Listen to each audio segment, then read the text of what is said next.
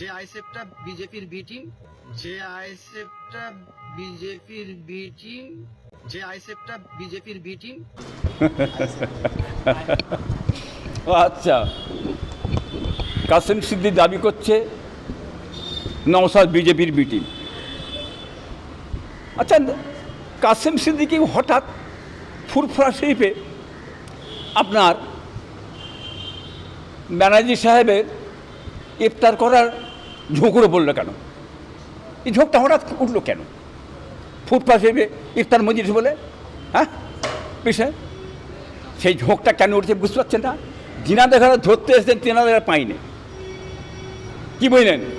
পেয়েছে আমার ভাইপোকে, কি বুঝলেন? ওই প্রতিবাদী মুখটা কৌশল করে বন্ধ করতে হবে, কি বুঝলেন? তা না এই রোকা যাচ্ছে না বন্ধ করার জন্যে নিয়েছে, ঠিক আছে নিয়ে যাও, খুশি আমি, কোনো অসুবিধা নেই, রাজি করতে পারে, যেটা যাকে যেমন করতে পারে। কিন্তু তুমি নিয়ে গেছো কাঁটা দিয়ে কাঁটা তুলব, কাঁটা দিয়ে কাঁটা তুলবো, কৌশলটা তোমার খুব ভালো কৌশল, সেটা বাংলার সমস্ত মানুষ জানে, ফুরফুরা পীর সাহেব জানে, বিশেষ করে আমি খুব ভালো জানি, বুঝলেন না? কোথাকারে পানি কোথা গড়াবে জানা আছে। কাঁটা দিয়ে কাঁটা তুলবো, অতএব ওইখানে লেগিয়ে দেবো, হ্যাঁ ভাইয়ে ভাইয়ে লেগিয়ে দাও, মানুষের মুখটা ঘুরে যাবে। যখনই আমার ভাইপো গেছে টিএমসিতে, সঙ্গে সঙ্গে মানুষ জেনে নিয়েছে। অতএব বাংলার মানুষকে আমি বলতে চাই, আপনারা সচেতন থাকবেন, কি বুঝলেন?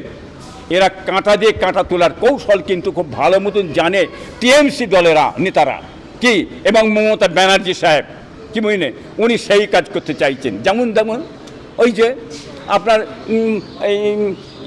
জাহাঙ্গীর কি লেসে ভরে দিয়েছে, কি বুঝলেন? জাহাঙ্গীর এসে গেছে, বুঝলেন না? আর শওকত মোল্লা হুড়োহুড়ি চলছে, কৌশলটা কি? হ্যাঁ আমি বলতে চাইছি, হ্যাঁ ক্যানিংয়ে শওকত মোল্লাকে রেখে দেওয়া হোক, হ্যাঁ ভোটটা লড়াইটা খুব ভালো হোক, এটা আমি চাই।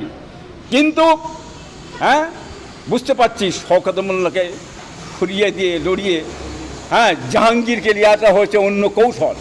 মানুষের মতিগতি ঘুরে গেছে, মন চলে গেছে অন্যদিকে, অর্থাৎ সেই মনটাকে ঘোরাবার জন্য কৌশল করে আজকে ব্যানার্জি সাহেব সুট বেরেনে ওখানে জাহাঙ্গীরকে তুমি নিয়ে এসছো।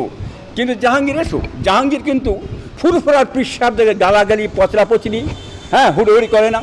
হ্যাঁ জাহাঙ্গীর কিন্তু কোনো আলেম ওলামাদের ঘরে হ্যাঁ গালাগালি পিছাপি করে না। জাহাঙ্গীর কিন্তু কোনো জলসার মাহফিলে যে নেতাদের ধমকানি চমকানি তারা দেয় না, কি বুঝলেন? জাহাঙ্গীর হচ্ছে অন্য টাইপের ছেলে, সে রাজনীতি করে, নোংরা রাজনীতি কিন্তু জাহাঙ্গীর করে না। আর নোংরা রাজনীতি করছে একমাত্র শওকত মোল্লা। এত টিএমসি পাঠিয়ে দেয়, কোনো টিএমসি পার্টি ফুরফুরা পীর সাহেবের গালাগালি উদ্ধার করে না, একমাত্র এই বেঈমান কাফের কুত্তা, জাহান নামের কুত্তা এই শওকত মোল্লা এই করে যাচ্ছে, কি বুঝলেন?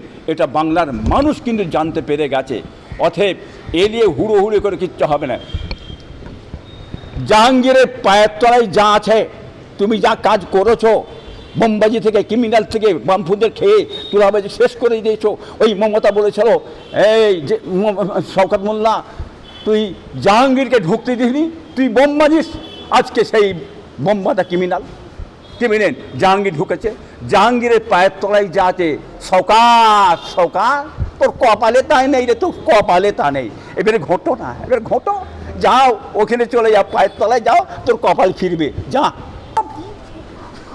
এখন কথা হচ্ছে ওটা নয়, মাথায় টুপি নেই, কি বুঝলে? তবে মুসলমান হিসাবে, পীর সাহেবের ছেলে হিসাবে, আওলাদ হিসাবে নিজের ধর্মের পোশাকটা নিজে জায়গায় রেখে মাথায় টুপি দিয়ে আমি আমার পার্লামেন্টে যাব, আমি সমস্ত জায়গায় যাব, বসবো উঠবো, আমি আমার ধর্মের পোশাক নিয়ে যাব। হিন্দু ভাইরা তাদের ধর্মের পোশাক নিয়ে যায়, পাঞ্জাবিরা তাদের মানে পোশাক নিয়ে তারা যে বসে পার্লামেন্টে বসে। তাই ইসলামের একটা বিধান আছে, সেই ইসলামের পোশাক নিয়ে যাওয়াটা খুব ভালো বলে মনে করি। হ্যাঁ না, মানুষের মধ্যে সমালোচনা হয়, এটা ঠিক নয়।